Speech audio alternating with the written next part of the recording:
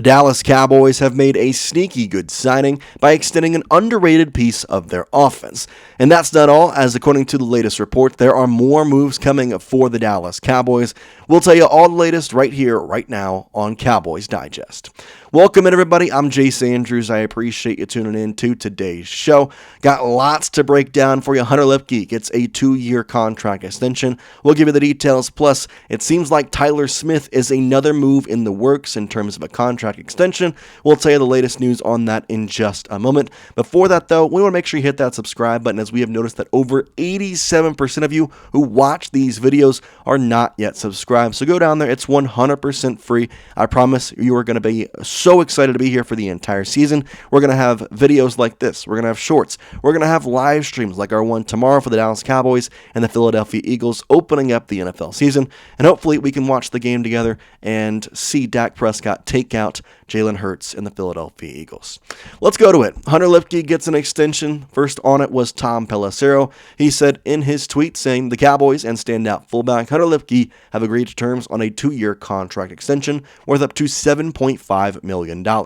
This is from him and Mike Garafolo. Obviously, it is a rare deal for a player of Luepke's caliber going into year 3, but if you ask me, there are extenuating circumstances for Luepke. The first one is that he was a UDFA making about $1 million this season, which again, $1 million is a lot of money, but for an NFL player, it's not too much. Fullbacks are at a very high premium right now across the NFL. I believe technically there are only 5 official fullbacks throughout the league last season in terms of PFF and the way they kind of align these fullback rankings. So an interesting point there. And another big thing is it makes him a very high paid fullback. I think that is something that people probably don't realize. In terms of average annual salary, it makes Luepke the 3rd highest paid fullback across the National Football League. It's a big deal for a couple of different reasons. I think he is so important to this offense and really underrated with the way he can use him in a couple of different ways. He's also a core special teams player, and you don't really find a ton of guys who are going to be this cheap that can be used in so many different ways and so many different formations. And Brian Schottenheimer, obviously being the new head coach, has consistently praised Hunter Luepke for his work ethic, the way they like him, the way they think they can use him. So I would expect with this contract, with the way that Brian Schottenheimer has talked about him, I think we're going to see a lot more from Hunter Luepke this season with a bunch of different packages. I mean, Brian Schottenheimer has already said that we're going to have a lot of ways to format this offense. There's going to be Wildcat, there's going to be Shotgun, there's going to be under center, there's going to be a bunch of different things. We saw Kevontae Turpin running the ball at one point during the training camp. So anything can happen. I think there's a lot of excitement around the offense and the way that Schottenheimer is going to use it. He literally hid the entire offense the entire preseason, so I got to be honest, I have pretty high expectations. At least, we don't have to win tomorrow. I mean, I want to, but I need to see some cool things and some good, intuitive things on offense. The stats are not the reason that Hunter Luepke got this contract. However, I wanted to throw him up there. 57 yards across 2 seasons on the ground, 129 through the air, although 111 of those came last season, in which he appeared in 16 games and had 12 receptions across 16 targets. I do believe we will see a lot more of him in the receiving game this season, specifically because I don't like a lot of the running backs' receiving abilities. I think Jane Blue could be a good receiving back. I think Javonte Williams could be a great receiving back. I'm not saying that I'm like they can't do that, but I think if you could have it to a point where you have a running back and a fullback to either side of Dak Prescott, go with a little bit of an interesting form, kind of 11-man formation there, you're really able to kind of spread the offense and say, okay, I can throw it to Luepke and have a really probably easy check down. Plus, he's going to get some yards after the catch. That Luepke is not the fastest dude, but he can run with the best of them. He's a smaller guy. I'll get through you, and a kind of a younger Kyle Juszczyk in a lot of ways is kind of the ways he's been described. I mentioned only 5 different fullbacks are ranked across the PFF world, and Luepke is, about average for all of them. 4th in the overall grade, 3rd in the receiving grade, but his rushing grade is 2nd among all fullbacks, just behind Kyle Juszczyk. So he is a very good fullback across the NFL, and I think people don't realize in some ways how underrated he is, and he would have been swapped right away if he had not made the 53-man roster. Now we know he was 100% making the 53-man roster, and that there was more behind it than just making the 53-man roster was, we're going to get you an extension as well. Now, I mentioned at the top of the show that this is kind of insinuating that there are more moves coming.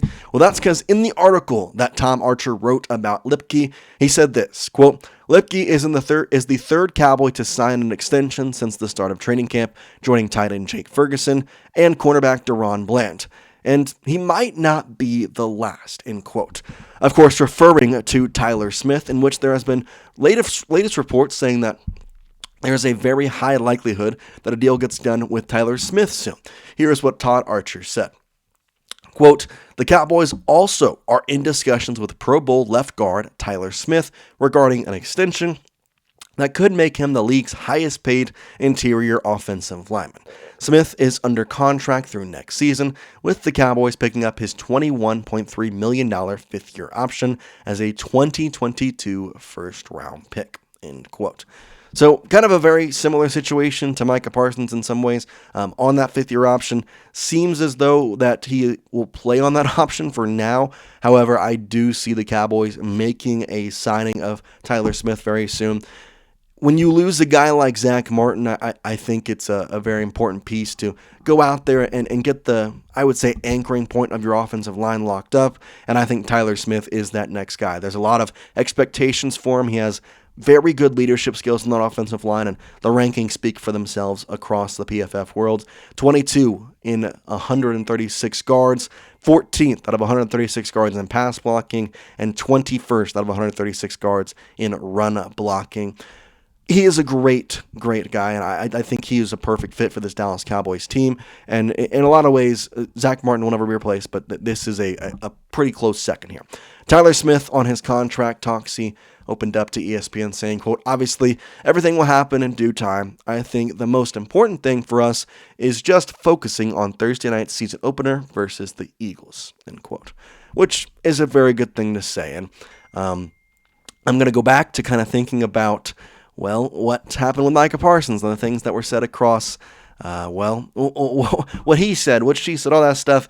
It seems like that was maybe more towards the Micah situation. I mean, obviously, we've had contract extension talk kind of go further than we'd like them to, like Dak Prescott and CeeDee Lamb. But for Tyler Smith, it'd be a great extension. I think one of the better guards in the entire league.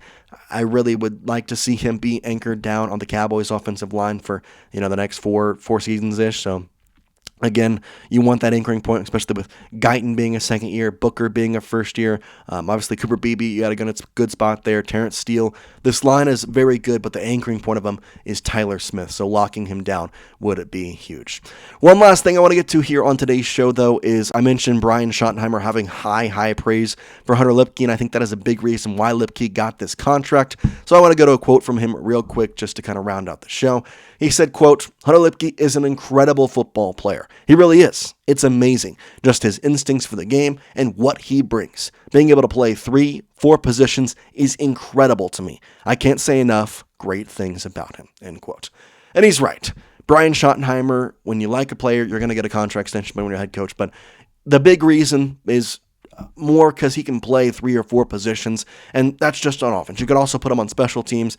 Heck, you could probably put him on defense if you really wanted to. I'm sure. He looks like a linebacker, kind of a smaller form linebacker. So this dude can play all over the ball field, and this is kind of an interesting take, but if you've watched North Dakota State football, if you've kind of followed them in some aspect, you know they played some rough-nosed football, and Luepke had some very cool college football highlights, so I'm excited to see him hopefully in a more formidable role this season.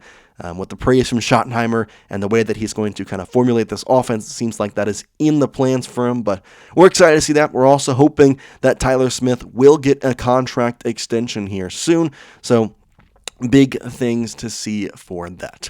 All right, last thing, Cowboys question of the day. We have our game tomorrow against the Philadelphia Eagles. I want you to predict the final score for the Cowboys versus the Eagles in the comments section. Who wins? What's the final score? Get down there and let me know. We're going to have a preview of that game coming out early tomorrow morning, so don't miss that. That's all we got for you here today, though, on this edition of Cowboys Digest. We'll see you next time here.